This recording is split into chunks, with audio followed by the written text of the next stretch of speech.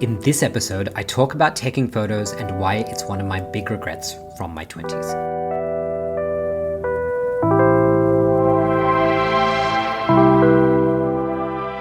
Welcome to Monologues by Hassie.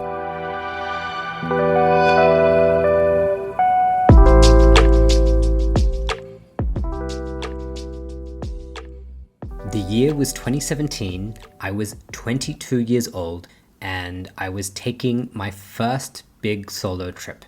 I'd never traveled anywhere outside of Australia and Sri Lanka up until that point, and maybe a few layover countries along the way when my parents decided to spend a few extra days somewhere else on family holiday, so it was a big deal for me.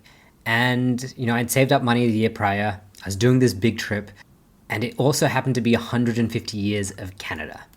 So the Canadian government for, I think, youth under 25, they had this rail pass where for $150, young people could travel. Now, I didn't get that. I paid full price because, I book early. But it also meant that I was surrounded by young people for this amazing 1-month trip across this country. I started in Vancouver and I traveled all the way to Halifax, and it was absolutely incredible. And during this trip, I took so many photos of the beautiful things I see. I mean, if I close my eyes right now, I remember the English Bay sunset in Vancouver. Jasper, right? Seeing the Rocky Mountains, going to the top of like a snow-capped mountain in the middle of summer and seeing this beautiful landscape, just seeing some of the most beautiful blue water that I've ever seen.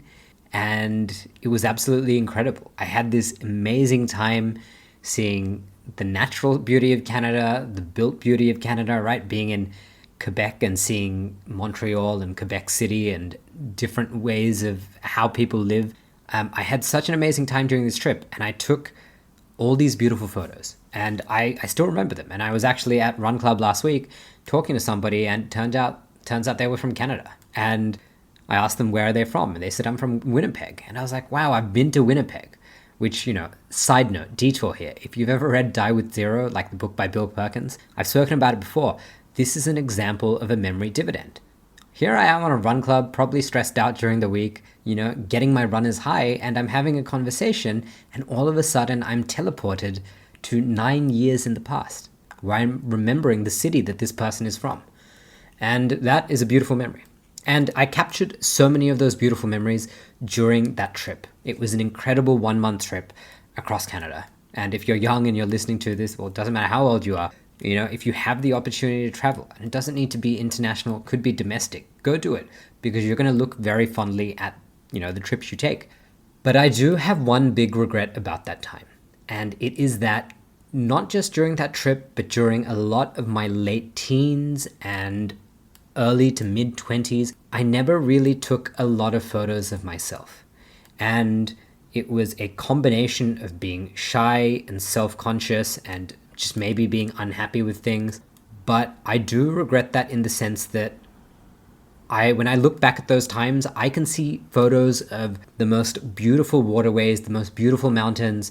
I remember the canola fields. When you're traveling through Saskatchewan, you will see for hours on the train, you will see bright yellow flowers. It'll be like you're in a Windows wallpaper, right? And I have all these gorgeous photos, but there's very few photos of me being there. Now, I am fortunate in that was a big Snapchat user at the time, and there are a few maybe selfies I took. But I remember there being times where I'd be at a landmark and, I'd be kind of too shy to ask somebody to take my photo, or maybe, I just wasn't happy with how I looked.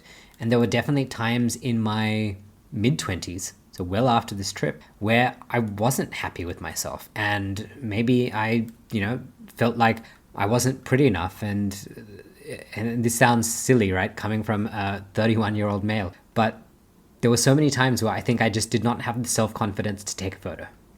And it's interesting. In the last couple of months, I've made friends with some younger guys, like 5-6 years younger than me, right? And I remember being out with them, and we kind of had this discussion about taking photos. And I said, you know what? I'm like, we're at this bar and we're all having a good time. Let's get the waiter to take a photo of us. And I've been doing that more often now. This is in the last few years. I love taking photos with my friends. It's even if it's a really bad photo, it's a really shitty selfie.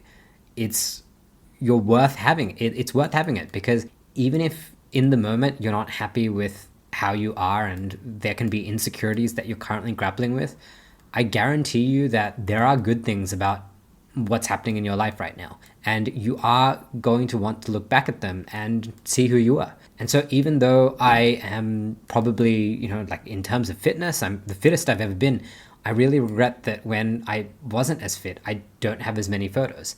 Now, this is very common, I think, with younger guys. I think that's a big thing.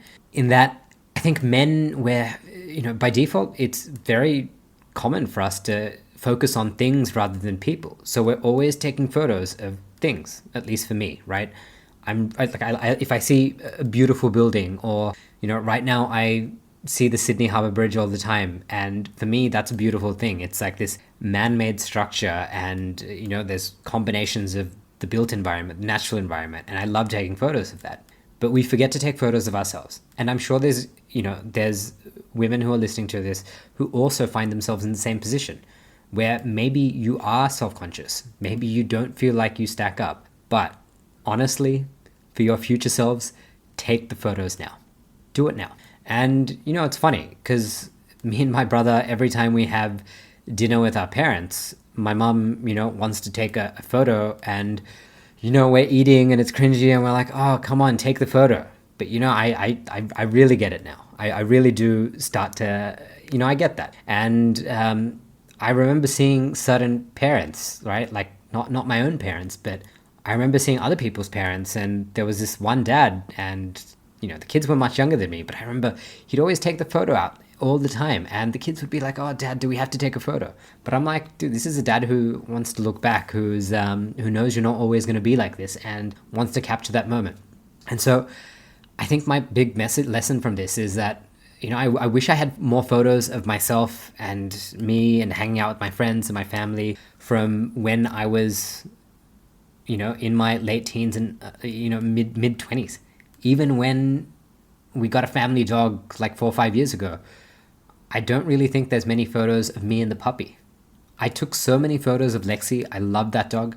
She is a beautiful creature. In fact, I was watching a video of her last night, and as cute as she is, there's not many photos of me and her.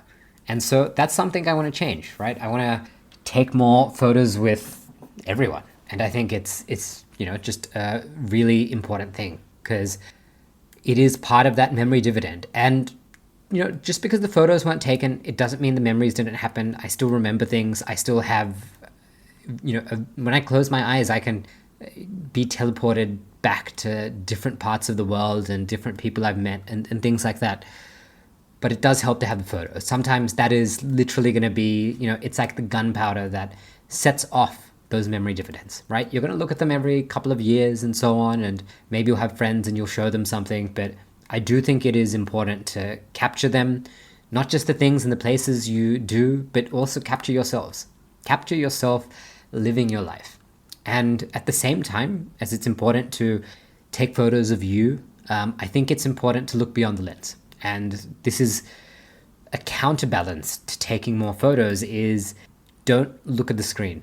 Like when you take a photo or a video of something, if you're looking at fireworks, I got to watch the Sydney New Year's fireworks this year. Don't look at your camera screen. Look beyond the screen. Record if you want to, but use your eyes to actually see what is in front of you. I think that is absolutely incredible. And as I say this, I'm looking at the Sydney Harbour Bridge right now, right? And I can see a bright red light on top of it flashing, as well as, all the buildings in North Sydney behind it. And so that's the big takeaway from today, which is you might be having an amazing time and your life might be great, in which case, please, please, please take those good photos so you can remember those good times. And if you're in a place where you're not having the best time and you're not happy with various aspects of your life, and you might not have a lot of self-confidence, still take the photos, because I guarantee you when things turn around, you're going to want to look back at those times, because yeah, like I said before, there is good stuff that you're overlooking right now that you simply can't see. So I'll end this here, and as always, to those of you who are listening to this, I wish you great success on all your endeavors.